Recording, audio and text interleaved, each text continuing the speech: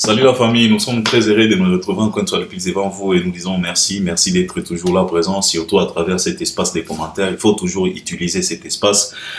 Bon, utiliser quand même bien. Bon, tika kaba commentaire, moi ya bien. Oui, écoutez, batonio, son abi, son abato, balandarabi, son Albert premier, c'est très important. Et puis, si c'est la première fois ou bien si tu es un habitué, mais t'as pas encore pris la décision de t'abonner, je pense qu'il est temps.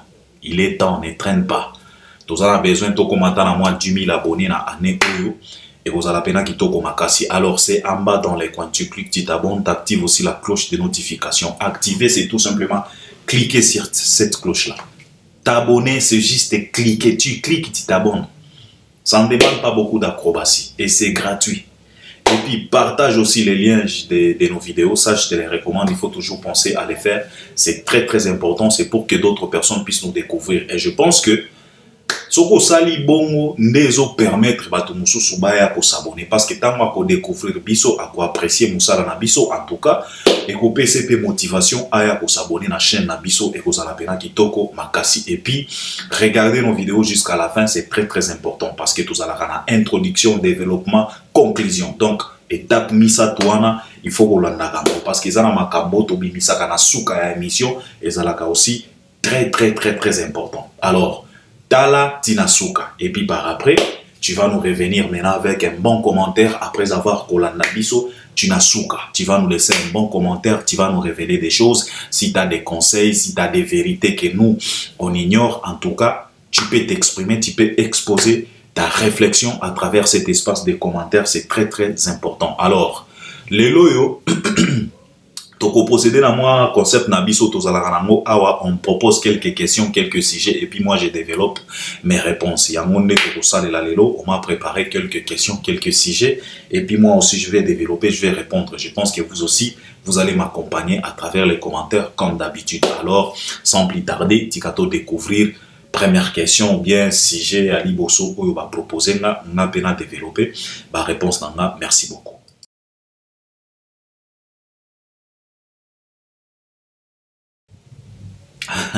Ouais, merci pour la question. Merci pour la question. Oui, j'ai suivi l'émission de ces messieurs. Natala qui a monio surtout on m'a envoyé tout simplement la séquence Tangwazolo Bamakambo ya Ovo Wembley Arena que concert wana ezate faliaza kunate azokosa kosala ba carrière ya lokuta. Vous savez, moi, ce qui me fatigue, ce qui me dérange, ce qui me ronge, ce qui me rend malade, hein, ce n'est pas ces messieurs-là, Bakali. Non, ce n'est pas lui. Ce n'est pas lui. Les gens qui sacrifient leur temps, leur intelligence. Bon, en fait, ces gens-là qui sacrifient leur temps, qui désactivent leur intelligence, qui désactivent leur conscience professionnelle, qui désactivent leur sagesse pour se mettre assis et suivre un microbe comme Bakali. En tout cas, Batouana, Ndengana Yoyo qui la bango mawa. Parce que le problème, ce n'est pas Bakali. Moi, en tout cas, Bakali, ça, ce n'est pas mon problème. Un microbe, rôle à microbe, ce n'est que déranger l'intestin à moutou. Les bactéries, les microbes, les amibes, c'est juste déranger santé à bateau. Ou on a des rôles na bango. Alors Bakali c'est un microbe. Alors moi je me pose la question de savoir, yo moutou oso accorder microbe et quota pour déranger yo, n'enazo comprendre. Pourquoi je les traite des microbes? Parce que les gens comme Bakali dérangent de la même façon que les microbes. Parce que ce qu'on a ma bactérie et belé na nakacha libomo. Papa, ça dérange trop. Ozalaga ba malaise kolia kokoso donc libomo bimbi donc et dérange trop. C'est comme les Bakali. Ça dérange de suivre ces gens-là. Parce que tango ko bandako bimisa ba buzoba na ba immaturité, ça dérange beaucoup de monde.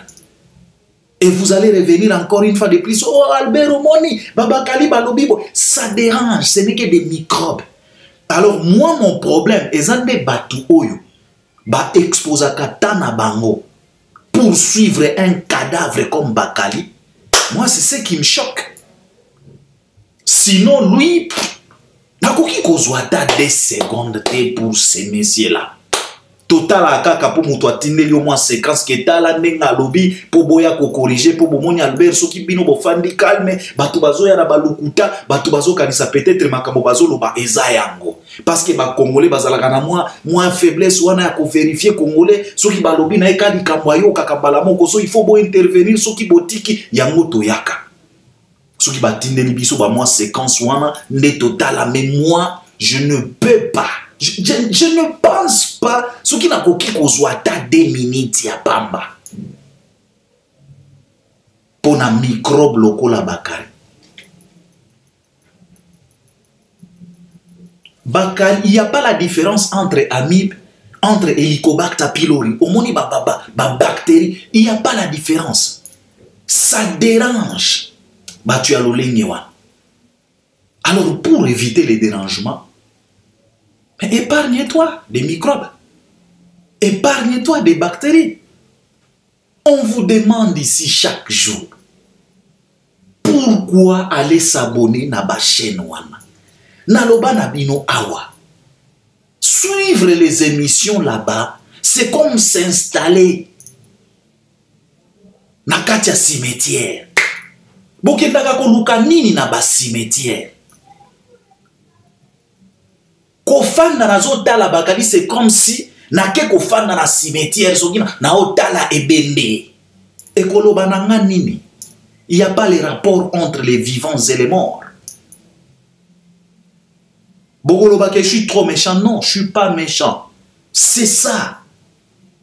On doit qualifier Batu. Parce que bango bayaga na ba télévision pour qualifier Mutu oyo azo honorer mboka, azo matisa drapeau ya mboka, azo faire découvrir ba Congolais na ba salo to yebate, azo sala ke Congolais lelo akomi na mwa culture ya kokota po a vérifier, azo aider Batu, azo la musa, azo fongola misu, lelo ba Congolais bakomi actif, bakomi kotala, fala poster, to checker, oh kingani a poster, to checker. Tout ça, c'est lui qui a influencé tout ça. Cette attitude, cette culture, autozala qui n'a noté, il y a qu'à vérifier. Congolais, va vérifier.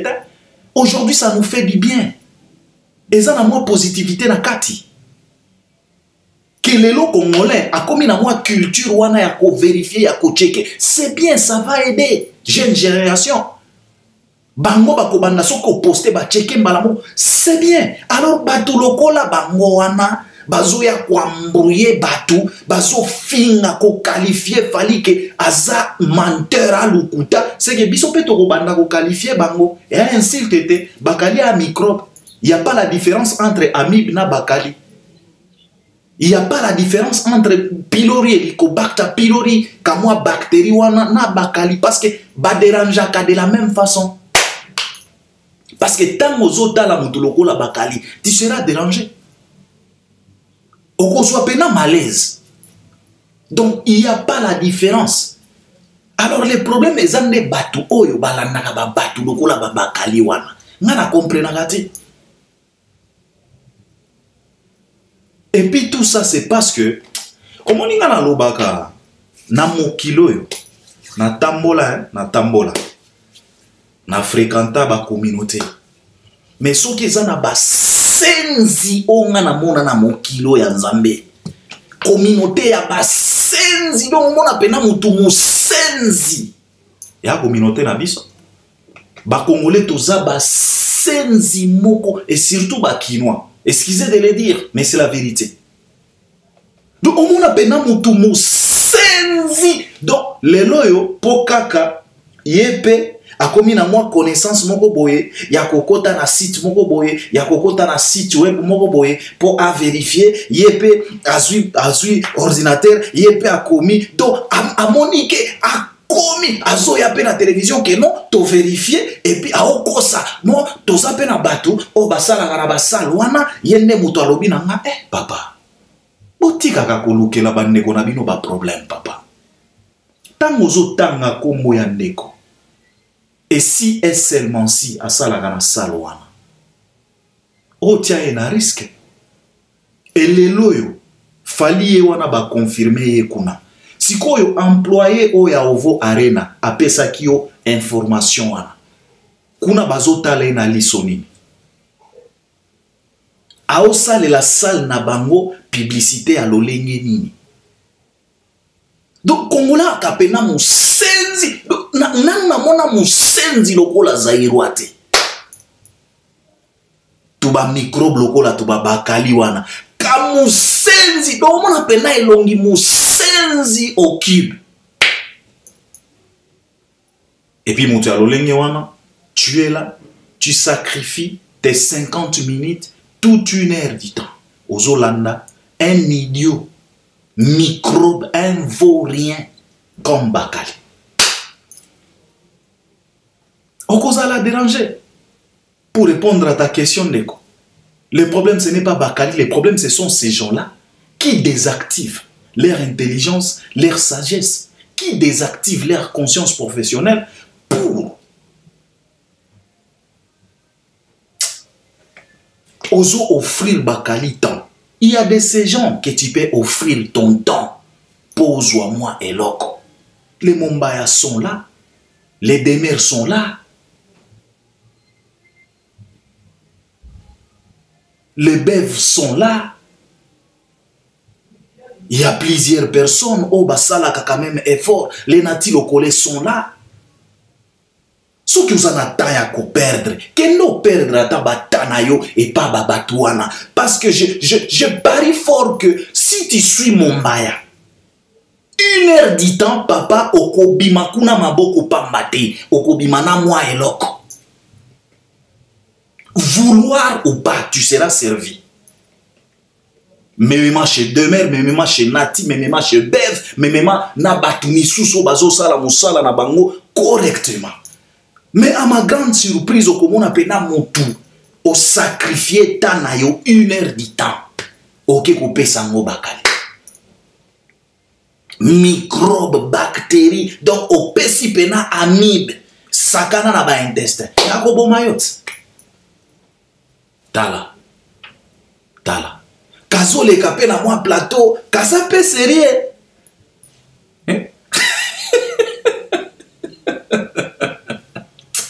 En tout cas, namona. Nzamba lola, to salo nini papa. Namona tu batu, ka sérieux pena ka master wana. Ka bactérie. Ka pena sérieux na tuba mwa mandefu, kazo fanda ke non, moni ndenge za boye, na vérifier, donc,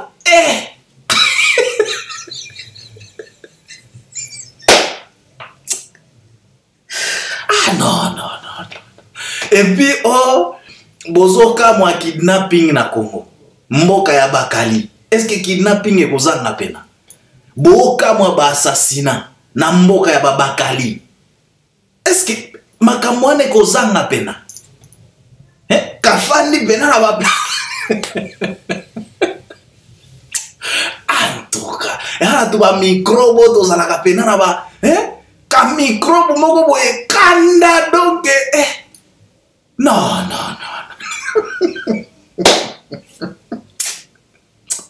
Bandeko wa bolingo, nga pena pour répondre à ta question ndeko. Faut eza microbe oyote na komba Bakali. Faut eza nde ya biso batu tokenda ko fan. Ofandeli pena microbe. Ofandeli pena amibe. A expliquer au vo arena ya fali. Est-ce que tu vas t'en sortir? Mais okobima regret papa. Ah Seigneur, aide-nous Père. Aide-nous. Excusez, parfois ça fait mal et puis ça parfois ça me fait rire et puis ça fait mal en même temps. Comment est-ce que tu peux sacrifier ton temps pour suivre Bakali? Na compris na kate. Donc pour répondre à ta question mec, avis nanga ou bien analyse nanga sur ça, le problème ce n'est pas lui. Parce que moi ni batuloko la Bakali, je martèle souvent ici na likambo o ya kozanga personnalité. Zairwa azanga personnalité. Congolais azanga personnalité. Nalobaka awa ya Congolais nyonso ezalaka na garantie. J'avais dit ça, je le répéterai toujours pour batuba comprendre. Donc Congolais, soka sali o bolamu. Loba na merci zwanzela na yo kende. Parce que si tu traînes, tu vas regretter. À la fin de la journée, tu vas regretter. Tu vas te poser la question de savoir est-ce que c'est la même personne ou bien c'est une autre. Parce que Bakali, c'est comme ça. Bakali, au moins, il Bakali Saka, au moins, il Congolais. Tozalaga d'abord na moi complexe wana ya poto. Congolais déjà zalaga na moi complexe wana ya poto. Soki mutoza na poto atie tuba moi maneti afani na tuba moi kiti wana oba yambaga bango wana na tuba moi plateau nde amonike akomi pena magele nyonso akoloba donc papa wana eza complexe a poto. Et puis eza kibusenzi ona uti koloba na bino soki eza ba senzi na mokilo ya kaba Congolais. Zaïrois Congolais, toi, bah, senzi. Donc, tozalaka ba senzi à bas niveau moko tellement élevé. Tina kibu senzi yango ekamwa kabiso. Même kibu senzi yango moko s'étonne de nos comportements. C'est grave. Alors, le problème, ce n'est pas lui, parce que rôle y a microbe, ce n'est que déranger. Ce n'est que donner des fièvres, des maux de tête aux gens. Ce n'est que de donner des constipations aux gens. Yango na rôle à microbe, yango na rôle à bactérie. Alors mutuloko la babakali a microbe, a amibe. Azo jouer rôle naye. Alors c'est toi, yonde il faut oyeba. Est-ce que na ko accorder tant nanga na ko pesa nzoto nanga pas à microbe ou bien?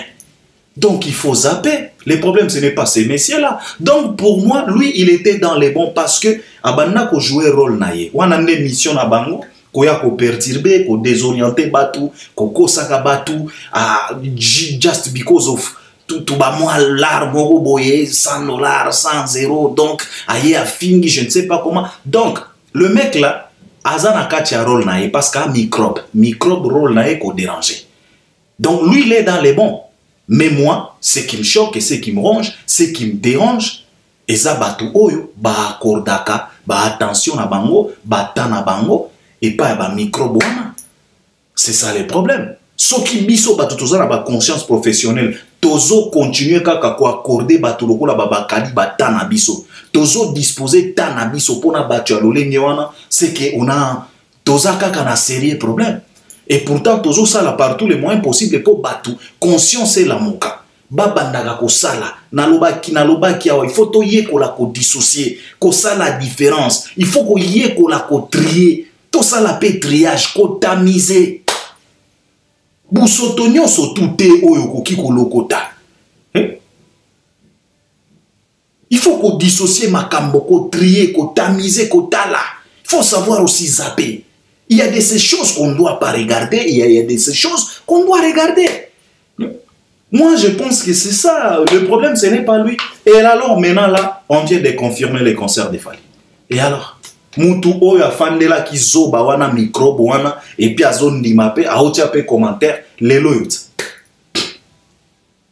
Et pour oyo kake et pour comprendre que baza pena ba microbe, c'est parce que bayo kaka sonité. Ndenge boye ovo Wembley Arena ba afficher ba confirmer Fally kokanisa te ke bagala oyo ka sonité. Loba koya lisusu.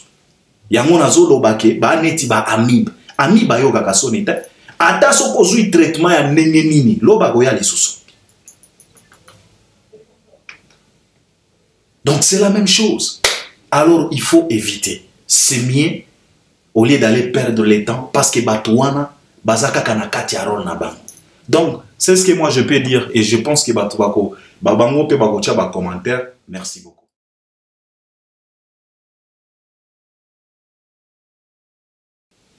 Ouais, merci, je vis. C'est presque la même chose na on a uti koloba pona microbo ya bakali. Vous savez, Albert Ier na lobaka toujours que biso tozanga personnalité. Au moni congolais, j'ai déjà dit ça plusieurs fois. Congolais zalaka espèce moko rare. Congolais zalaka lokola okapi. Espèce moko rare. Congolais kamuisaka na diable. Soki boye bagata.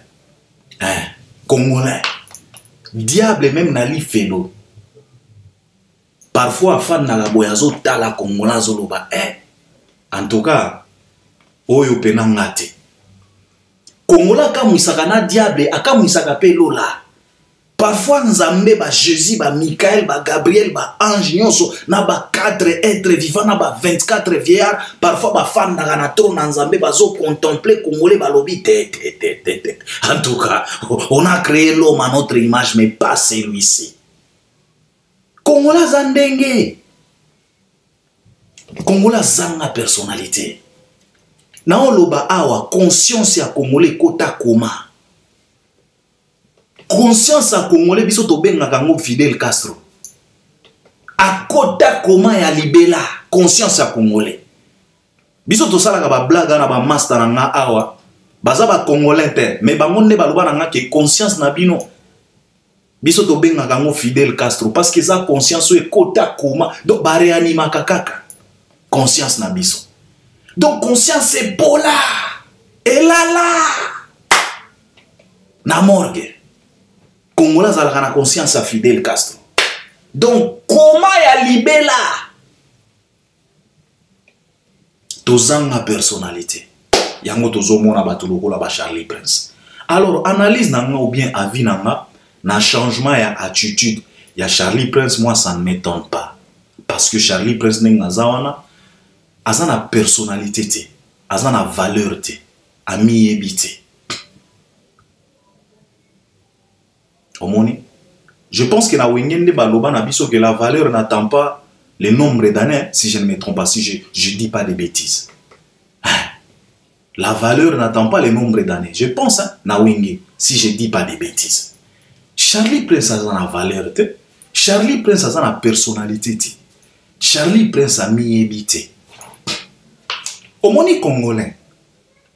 Pour faire comprendre que Congolais a la valeur, Congolais a la personnalité, et puis Congolais a une espèce moko rare. Au moins Congolais, a koki ko violer maman naye na tongo, ou bien violer grande sœur, ou bien petite sœur naye, ou bien cousine naye, a violer bango na tongo. Mais na pourquoi ake komi na masanga, na ba master naye. Et puis kuna bakomi peko banga ye, bakomi peko. Donc, bakomi peko, donc, ebimi pena normal, bakomi peko lo banaye ke keba na ye, azalaka muti ya ba esprit, keba na muto a viola mère na ye, donc, ekomi pe slogan, akakomi peko bima grand prêtre na quartier ke bon, keba na ye, a viola mère na ye, ko sakana te na jo ana komona ga nengo na te, a viola mère, yo zo sakana. Congolais tozalaka bongo. Yango mona misusu babima awako modogwa barambwa. Et comment pe kombo pona nini kia bomambwa ya zomona yango nde bapesi epe kombo kia barambwa oke mwe linga ke lia ye me nazo talisa yo kaka ndenge nini biso ba congolais na likambo oyo eza grave tokomisa kango ka normal.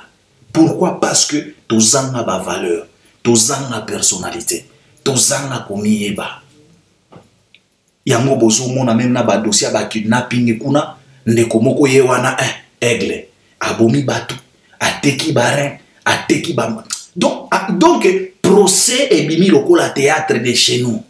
On dirait ba procès otomona kana ba maboki ya ba vie de loin. On dirait Pouloulou paix à son âme. On dirait vie de loin, on dirait Maman Epela, on dirait Bouiboui, on dirait Aïda. Donc ebimi pena théâtre procès à lolenge wana. Oyebi na bamboka mosusu bamboka biso tofanda ka ba procès lolingi wana ke yo o kidnapaka bato o kataka bango baba rein banini okekoteka o sala ba blague lolingi wana procès en plein air. Tout ça ne m'étonne plus. Tozanga ba valeur, tozanga personnalité.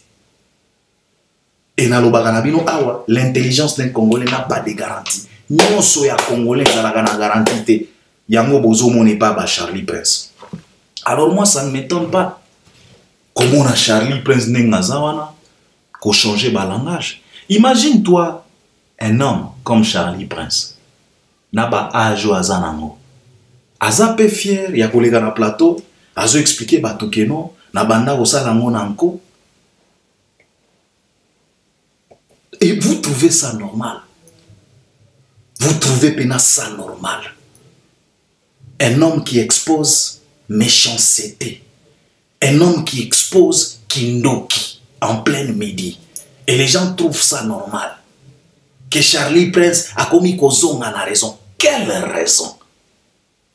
Quelle raison?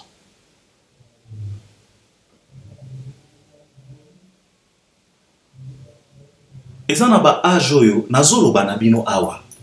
Eza na ba âge ya kozonga na raison te. Eza na ba âge ya assumer tous les dégâts que t'as commis. Ya ba âge net ya ba Charlie Prince, ba âge net ya ba Kisinjora na ba misusu. Ba kozonga kana raison te. Parce que conscience est là et kota koma. Makambo Charlie Prince azo sala bazo réanimer ye kaka. Azana kati ya réanimation, bao réanimer ye kaka. Azana kati ya koma, ko kanisa te ke yo ndenga zolo bana ba plateau ke non, nazo reconnaître ba effort papa, azongi na raison te. Azana kati ya koma, bao réanimer ye. Soki ba réanimer surtout ki alobi bien afali. Soki ba réanimer surtout ki alobi bien afali, mais zela kaka après 3 jours akozonga lisusu na koma. C'est ça la réalité. Car conscience est koufa kala. Valeur ya kibomoto bakunda kala. Sagesse est là na nécropole. Kala. Intelligence est pesa kambote na mosika. Ke ya Charlie ndeni na banda koleka na opeso mbote. Intelligence est pesa kambote kana mosika. Batuluo la ba Charlie Prince. Congo eleki kaka soki na 3 ans. Congo touti ko fete wa soki 61 na Charlie Prince aza soki na 58 ans. Donc Congo eleki kana 2 ans soki 3 ans. Metala buzoba. Collègue ya République, metala buzoba. Soki Congo ezalaki pena mutu nde batambola kanzela moko na Charlie Prince, ba collègue, metala buzoba. Et puis bolingi Congo ebonga na batu ya boy. Aozonga na raison te. Yangona oloba ba neti ba microbe lokola babakali. C'est la même chose. Ce sont des microbes qui dérangent. Ce sont des microbes qui causent des dégâts. Bazawana baosala basemblant, les mankionistes, les hippos.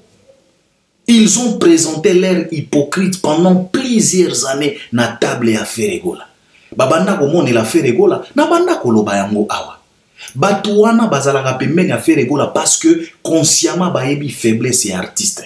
Baebi très bien que celui-ci il n'est pas assez intelligent. Beaucoup de monde au bomon na balobelaka Fere baebi très bien que Fere n'est pas assez intelligent. Ezala Laurent Kamotandance, ezala Virginie Mankwanga, ezala collègue ya Congo, ezala Acti de la Poupou, ezala batu nyonso balobelaka Fere. Bayebi très bien que Fere a mayelete. Alors ces gens-là profitent. Ces gens-là présentent que de l'hypocrisie na table à Fere parce que bayebi faiblesse à Fere. Ce qui to fingeli fali a sepelaka, ba caresser au sens du poil. Ce qui to sali boye a sepelaka, ba caresser au sens du poil. Et aujourd'hui, yamona lobaka awa, plusieurs Congolais n'aiment pas Fere, apprécient Fere. Parce que dans l'appréciation, Moutouata la qualité. Si tu apprécies quelqu'un et a la qualité, moko boye, ozo apprécier. Mokolo oyo kozanga qualité wana, tu vas tourner les dos. Bino moko bomonite. Oyo babanda kolanda, o babanda koluka, bazangi yango. Parce que dans leur tête, ils se disaient que non fali azalaka maboko makasi falaka bakate. À travers sortie médiatique ya Maniké. Tango Maniké aleka aloba que non nyonso oto sale pa fali nabima maboko pamba falaka belanga mbongo te. Alors bango bakende pa Fere. Bakanisa que non Fere akosala le contraire. Ezaneti au bout des chimpanzés oke kolanda gorille. Mais kasima tatat. Au bout de pena chimpanzé, ok kolanda gorille. Na chimpanzé mouwa koseka yote. Akomono zoba, c'est ce que les Charlie, les Virginie ont fait. Tala siko yo badega. Tala ba makelele. Tala ndenge ba niba bomela Fere actualité.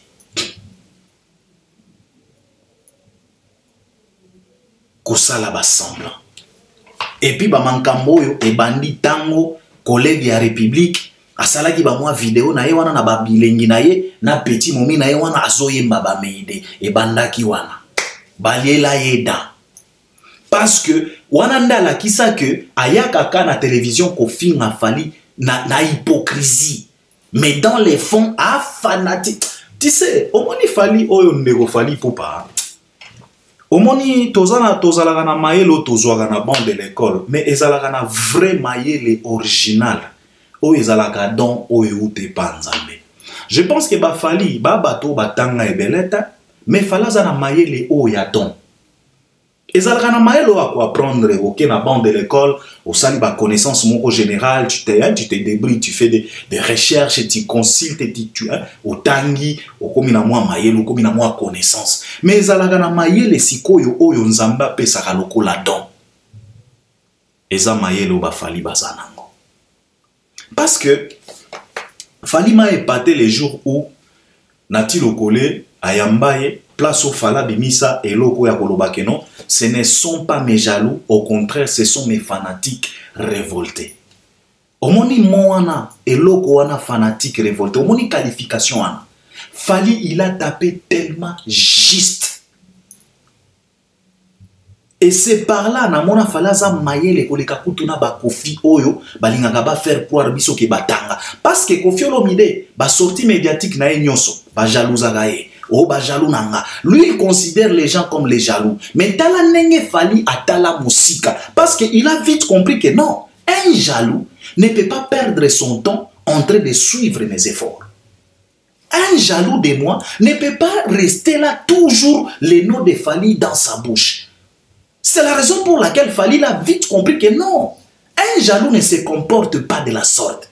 Ça ne doit pas être un jaloux, au contraire, c'est un fanatique révolté. Et on devient méchant. Namutu oyo banda kolinga. C'est toujours comme ça. Parce que entre l'amour et la haine, ezalaka na fil moko ya moke et divisaka makambo wana. Car ça part vite. Et loko banda ko benga bolingo le lundi, le mardi, et koki kokoma haine. Okomi pena fanatique révolté. Mutu oyo banda ko benge bébé chéri nanga obanda ko dorloté na tongo kuna akoki ko komelo poison okomi ko finga donc oza fanatique mais révolté. Donc Fali il a tapé tellement juste et c'est par là na comprenant que mutu oyo a pena intelligent et puis azana intelligence moko naturelle oyo utana nzambe et pas intelligence ya bande de l'école parce que batu oyo balenga na ba bande de l'école lelo tozo mona ba mayele na bango batu lokola ba Kofi Olomide triste batu lokola ba vie na biso wazeko ye wana akomi ko tenga ona lobaka na bino awa l'intelligence d'un Congolais n'a pas de garantie botala ba comportement lobi boko pesa kanga raison c'est comme les Charlie Prince c'est triste azozonga na raison te ba o réanimer kaka azana réanimation baolinga azonga mais bao réanimer soka sutuki alobi oh Fali na reconnaître kazaka soka sutuki oh asala ka musala na bien mais azana kati ya réanimation nano azongi te faut se méfier na batuana ezana ba âge oya âge ya changement te eza âge ya ko assumer Charlie Prince nengazawana il faut qu'il assume atika ba hypocrisie ça ne sert à rien. Ils ont voulu désorienter plusieurs personnes. Et ils ont désorienté plusieurs personnes. Alors, batu oye Charlie Prince abanda kokosa na télé, kola kisabango kefala kosa kabino, batuana, bakotale na lisoni. Vous voyez maintenant la force de la vérité. Vous voyez maintenant la force de la vérité. C'est la raison pour laquelle il faut être fier na batu oyo, bazo sala musala na bango correctement. Batu oyo ba o privilégier vérité que mensonge. Batu oyo ba o privilégier vrai amour que fanatisme. C'est très important parce qu'on a plusieurs fanatiques que plusieurs amoureux. On a l'obaka awa, beaucoup de Congolais, beaucoup de Zaïrois ne sont que fanatiques de la République, mais pas les amoureux de la République. Beaucoup de Congolais n'aiment pas le Congo. Ils sont que fanatiques ya Congo. C'est ça le problème. Batuloko là, Charlie Prince. Et à Sony. Et à Sony. Et puis, je voulais tout simplement interpeller les Warriors. Hein. Baflatagabino na facilité te bandeko. Je pense que les Warriors, vous avez vécu plusieurs personnes. Vous avez vécu plusieurs réalités. Vous avez vécu plusieurs dégâts. Vous avez vécu plusieurs hypocrisies à travers plusieurs personnes. Je pense qu'il est temps, bozwape ma décision, il y a kafu kafu.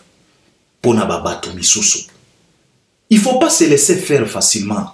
Mutoya se filmer à l'eli, on a zongi na kofi na kalisusu te, mbalamoko boyambie. Non. Méfiez-vous de tout ça. Parce que batouana, na lobi na bino, ce sont des microbes. Bayebi oyo bazosala. Ils sont conscients de leur jeu. Ils sont conscients de leur combat. Ce sont des microbes. Alors, boya magabango na facilité te. Ceux qui m'ont se filmer, malamoko bo fungo ni maboko. Non. Faut tous à la moi personnalité. Et je sais très bien que Congolais nyonso, ceux qui m'ont miyebi, abimaka lokola moi, orgueillé moko boy pas ba Congolais et pas ba Zaïrois. Il y a tellement de défauts. Toko ki ko vivre te lokola banyama. Na lobaki na bino awa même na forêt. Banyama pe baye baka ke non secteur wana eza secteur à Balion. Je ne peux pas aller m'aventurer là-bas comme je vais. Je risque d'être dévoré. Et c'est ça. Si on s'aventurer dans la savane, tu seras dévoré. Même na katia mai fin fond na océan kuna bambisi pe bayebi ke non secteur wana eza secteur yaba requin. Je ne peux pas aller nager là-bas. Secteur wana et un secteur aba cachalot, secteur wana et un secteur aba requin marteau, et un secteur aba baleine blé, et un secteur et un aba miso basalaka tellement toxique na se amai. Ba serpent de mer si je ne me trompe pas. Ba misi pe bayebi. Soki ba nyama bazoyeba. Combien de fois biso bato? À combien de fois plus forte raison que biso bato? Pourquoi bolingaka toujours koyambaka bato na facilité? Il faut faire attention. Lobi toko banda koyoka lisuso Charlie Prince, soyez les bienvenus chez Fali. Il faut arrêter ça. Il faut arrêter ça. Il faut arrêter ça. Donc attitude à Charlie Prince, na ils ont impressionné ngata, ça c'est la malhonnêteté. Ça ne me dit rien. Nemotuni na question avinanga, ça ne me dit rien. Ezola kisanga kaka attitude ya ba Congolais. Tozanga personnalité, tozanga mawa, tozanga ba valeur. C'est la raison pour laquelle on a monté plus de 50 ans. Mais on a la peine un raisonnement. Ma papa, on dirait bébé à 5 ans. Et c'est triste. Makambo ba Charlie Prince bazo sala. Oh bazongi na raison moko te. Bazaka kana kacha koma. Ba o réanimer bangoka. Bata la soki bakobika. Mais moi je pense que ça na ba âge mosusu et a ba âge à quoi assumer parce que c'est trop tard. C'est trop tard. Et puis tout ça j'explique souvent aux Warriors. Charlie Prince Yewana a dévoilé que babanda ko sala mon anko et ce n'est pas tout simplement lui-même trésor congolais lo banabiso. On a fait par tous les moyens possibles pour maintenir cette rivalité. Et ça qui mission à bango. On a zolo banabino awa. Mission à microbe ezaka ko déranger mutu.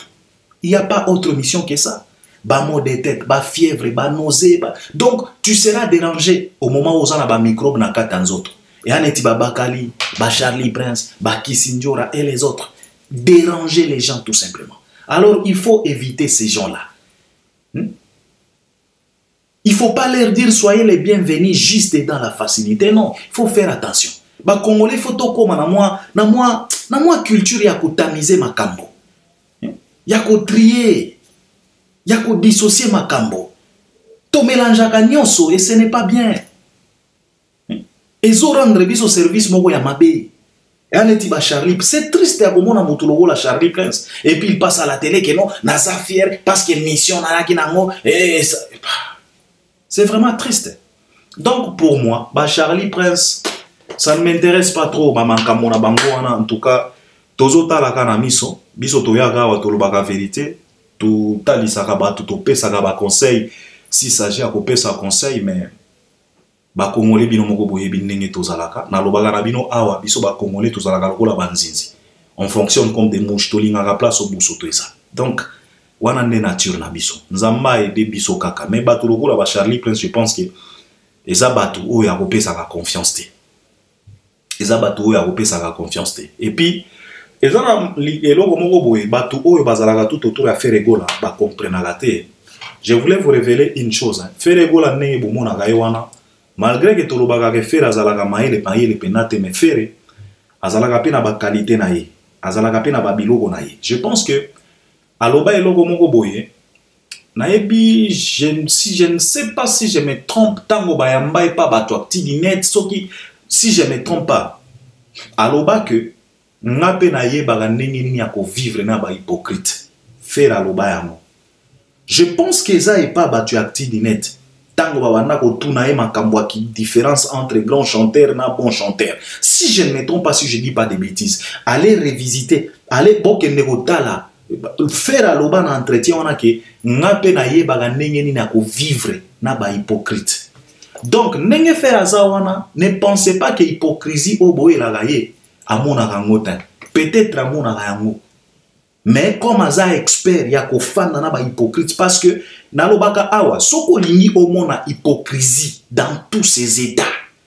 Kota na wenge okokuta ngo kuna ba Fere bazaki na wenge. Ba général la hypocrisie bazalaka na wenge. Ba colonel, ba capitaine, ba ministre, hein? Bazalaka na ba gouverneur, bazalaka na wenge. C'est tellement triste na ba makambo ya ba Charlie Prince. Donc avis nanga ou bien commentaire nanga ou bien analyse nanga c'est tout simplement triste. Ya kozala na ba grand frère lokola ba Charlie Prince, bangonde baza censé à aider batu, bangonde baza censé à aider Fere parce que si et seulement si batu wana bazala ki pena mayele nde Fere lelo aleka fali. Parce que bango balobaka ki fala kosaka batu. Bango baza dans les vrais. Et ces gens-là, ils ont resté près de Ferregola pendant plusieurs années. Mais on se pose souvent la question de savoir pourquoi Fere aleka falite. C'est qu'il y a un ça ne va pas. C'est qu'il n'y a pas de vrai. Il n'y a que de l'hypocrisie. Et Tokomi Komona Yango. Donc moi je pense que ce que je peux dire pour Charlie Prince c'est ça. Donc à se respecter kaka, à mi pesa moi valeur, à zalana moi personnalité et coaider parce que pour le moment c'est tellement compliqué de lui faire confiance. C'est tellement compliqué de lui faire confiance. Et loko ezalaka pena na importance na mokilo yo, ezalaka pardonner, ezalaka ne confiance. Parce que je peux te pardonner, mais na pimeli yo confiance. Batu baye barate. Et loko ezalaka tellement très important na mokili. Ezalaka pardonner parce que batu baloka non, il faut pardonner non. Je peux te pardonner mais na privé yo confiance. Confiance ne loko ezalaka na valeur et loko ya motu ya confiance. Alors na ba comportement ya boye na ba bizaleli na ba attitude ya boye. Bo perdre ba confiance na bino batu ba ko sala la bino confiance le sous-souté et c'est tellement triste. Et pourtant vous avez besoin d'accompagner notre culture. Pourquoi accompagner culture na biso ndengeni na hypocrisie à lolengo. Ozo le kana plateau zolo ba pena na fier nyonso ke na banda ko sala ngonanko. Ke na banda ko pinir art. Yo pinir fallait ko pinir fali nani. Kezalaki lokola mwa punition yo ko punir fali na nini omoni batu misusu pena yo putain vraiment et puis azolo bango na fier nyonso ezalaki mwa neti sorte moko ya punition toi tu peux punir fali na nini oko punir fali na nini yo look Charlie Prince naloba déjà awa montre moko ya fali eza existence na yo mobimba montre kaka montre ya fali existence mobimba Charlie Prince ba dépense nyonso ba salela yo banda bo mwana tina age okoma nango montre ya fali soki batiki yango soki bateki kaka batia yango aux enchères mbongo ekouta kuna eza existence ya Charlie Prince mobimba bando botama ti lelo montre ya fali fala ola ta existence na ola loboko yo zo leka o ezalaki une façon ya ko pinir fali na nini. Comment dit-on en tout cas, ils sont pas congolais. Ya. C'est ce que je peux dire pour ce monsieur vraiment. Merci beaucoup. Je pense que Batoupé Bagotia va commenter na bango à travers les commentaires. On est ensemble.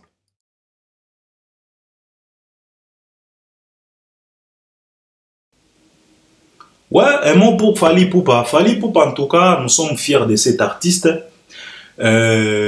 touti komona ye azana ba séance ba répétition et puis nauti kota la image moko o esalinga pena plaisir moko kosakana te et salinga pena ba chair de poule ba nostalgie et salinga pena bien tomonie na répétition avec le grand-père Bozi Boziana en tout cas esali pena kitoko makasi image wana omoni ba vie Bozi otolobaka il y a quelques congolais o ba miyebaka oyo bazana ba personnalité ba yebi ba valeur na bango. Ils se respectent dans leur coin, pas beaucoup de problèmes, pas beaucoup de zizani, pas beaucoup de sorties médiatiques, pas beaucoup de blablabla. Ya ba Bozi Boziana Benz.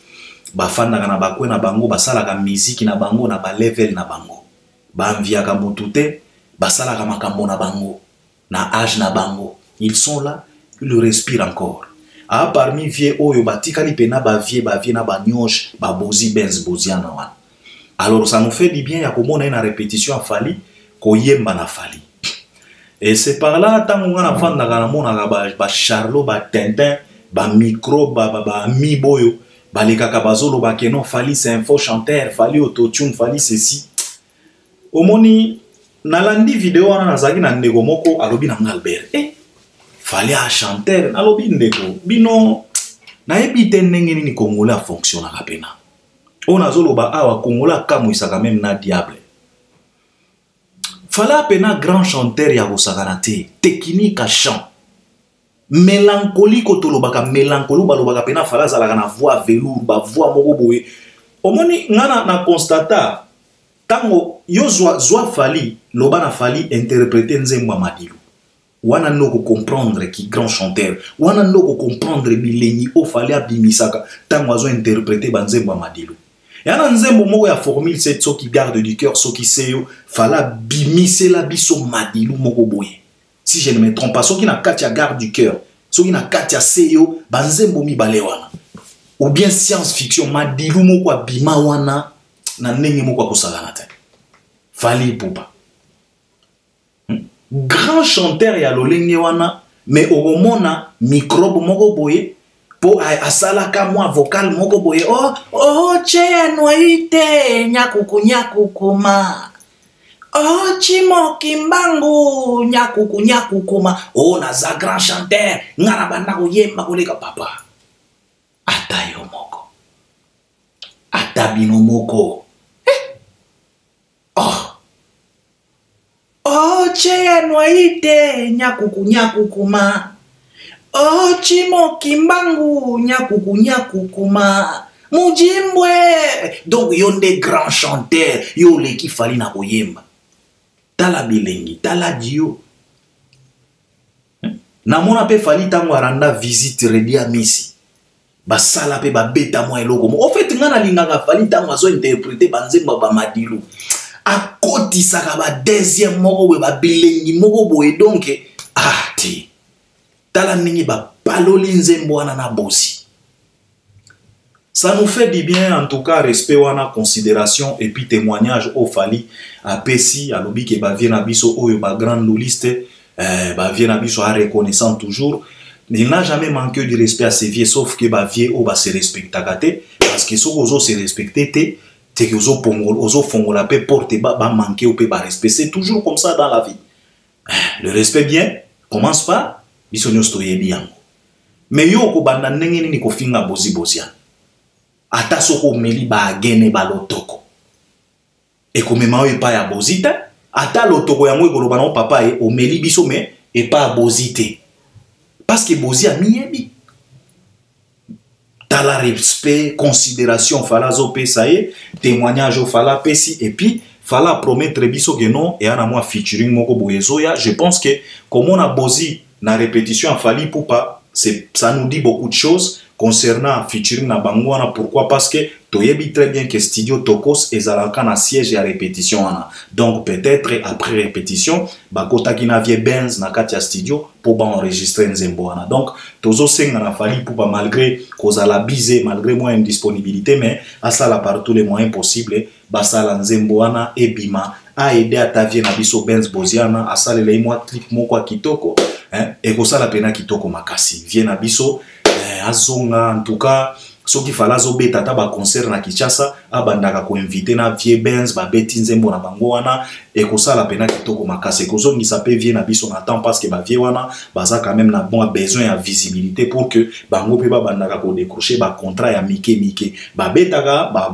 chaque week-end na bakisasa kuna mais c'est bien aussi fali pour pas koki pe komema bozi boziana na Côte d'Ivoire parce que bozi boziana na Côte d'Ivoire bayebi ye basavura pe banzembo na ye bakoki kosala nzembo cartonné beti fali asali ata mwa surprise moko boya lobi vie Benz en tout cas bonne année oyo okolia ngo na kisasa te toko kende na Côte d'Ivoire après Côte d'Ivoire toko kende pe na Cameroun toko yemba nzembo na biso et puis okobeta ata mwa 2-3 nzembo na yo via ko se sentir bien donc je pense que comme on a boziana na répétition fali poupa ça m'a interpellé na kanisa kimbala moko parce que studio toko sezala na siège wana donc cela veut dire que peut-être après kaka répétition fali na Benz boziana bakota ki studio po ba enregistrer nzembo na bangwana donc nzembo wana il faut ebima et ça libiso pena kitoko makasi dio ba yemi wana et puis a télé kunyanga sikoyo na chorale non a télé souka na chanteur ba opesa ba mwa bilengi moko boy en tout cas coup de chapeau frérot yango bozomona musique oyo ba musicien fali bazo reproduire yango wana boyoka ka ba modero awa ba mesana ba biloko wana te balobaka ke fali abeta playback parce que omona musique ba reproduire musique à 90%. On dirait studio musique ezo bima kuna donc ba vie Willy ba débat forme wana ba Alex Chou na ba ndeko na biso ba Sime wana donc ba reproduire musique donc ba reproduire studio à 90%. Soki modero moko ayoki oh eza playback oh eza autotune et triste donc fali pour pas to sepeli komona ba image wana et puis je me pose la question de savoir est-ce qu'il fallait avoir un programme au sous donc programme falaza na ngweza kaka Paris la Défense Arena na ovo Wembley parce que to mesana na fali a boete fali a kofanda 1 mois 2 mois sans tourner to mesana pena na fali a boete bon je ne sais pas peut-être mo kwazo préparer makambu mais aza en plein préparatif ya ba production parce que ba production falaza na ngwa ba production monene je pense que il faut azala bien à s'épuiser pena mingité avec raison et puis actualité na ebiso nyosto yebi azana le 25 novembre na Paris la Défense Arena le 8 décembre na Wembley Ovo Arena tozo la pe date monene na Belgique ba ko afficher les pe biso date wana donc d'ici là les 19 billetterie et ezala disponible pour na moto nyonso concert en Angleterre ba officialiser ngo déjà je pense que ba Warrior ba yebi nini ya kosala. Donc ça vaut pas la peine ya côté à pression et pas batou je pense que baza conscient ba ebinini ya kosala donc o tokoki koloba na fali poupa yango wana fali poupa on est fier de lui et puis azape nominé na structure moko boye na Gez Mawete donc baza na kacha catégorie moko ezaka ba congolais mibale oyo ba uti kozala nominé kuna j'oublie quand même comme la structure wana je pense que beaucoup intervenir à travers les commentaires donc ba Warrior beaucoup ne voter ba fanatique pe à Gez Mawete beaucoup voter et puis Félix Oazé quoi ça c'était Fali Poupa pour enchaîner kaka na actualité n'est-ce pas ouais Félix Oazé quoi pe azana concert na d'ici là na août les lots nous sommes déjà le 15 juillet donc juillet tozo kende aussi disango donc ba fanatique à Félix Oazé quoi bon se préparer parce que monstre a robé la biso TikTok en featuring avec Fabregas na Stade des Martyrs donc monstre azana concert to yebite so ki héritier azo maintenir kaka date na ya concert à Stade des Martyrs to yebite mais peut-être bako bon na yebite parce que bazolo belango kututé parce que déjà d'ici là to kokota août mais bazolo belango peut-être c'est annulé peut-être ba monique les anatina donc monstre Arobe takuna ba fanatique a monstre ba cultiver en tout cas ça concerne bino pebo la qui sa force na bino na Stade des Martyrs et comme ça la pena kitoko makasi je pense que on s'arrête par là merci beaucoup donc on s'arrête par là vous allez intervenir à travers les commentaires merci beaucoup à la prochaine.